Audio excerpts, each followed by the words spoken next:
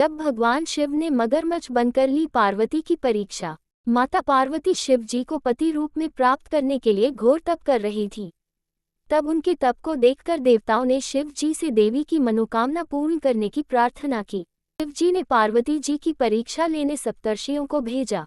सप्तर्षियों ने शिव जी के सैकड़ों अवगुण गिनाए, पर पार्वती जी को महादेव के अलावा किसी और से विवाह मंजूर न था।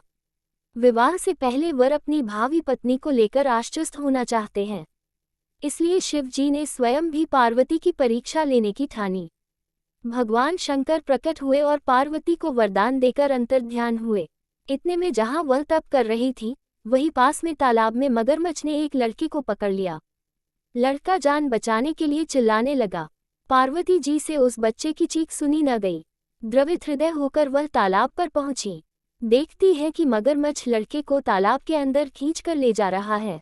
लड़के ने देवी को देखकर कहा, मेरी न तो माँ है, न बाप, न कोई मित्र।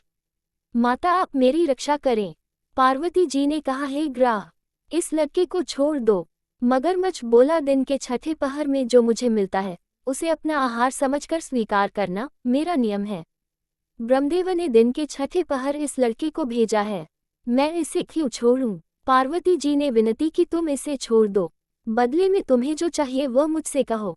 मगरमच्छ बोला, एक ही शर्त पर मैं इसे छोड़ सकता हूँ। आपने तप करके महादेव से जो वरदान लिया, यदि उस तप का फल मुझे दे दोगी तो मैं इसे छोड़ दूंगा। पार्वती जी तैयार हो गईं।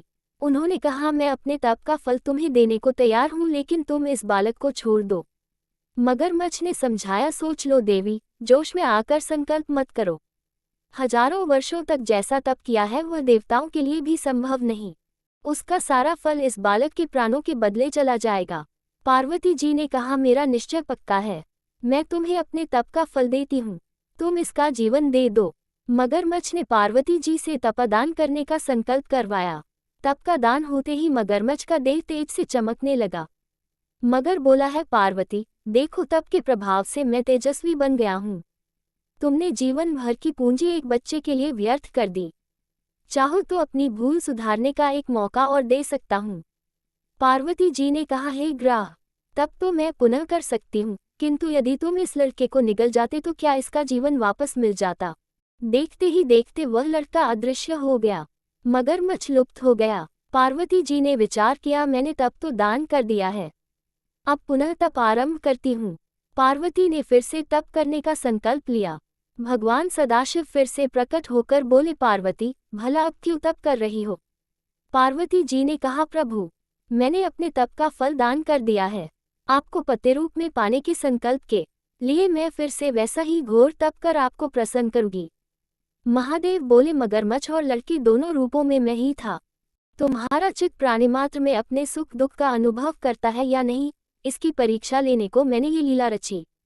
अनेक रूपों में दिखने वाला मैं एक ही एक हूँ। मैं अनेक शरीरों से अलग निर्विकार हूँ। तुमने अपना तप मुझे ही दिया है, इसलिए अब और तप करने की जरूरत नहीं। देवी ने महादेव को प्रणाम कर प्रसन्न मन से विदा किया।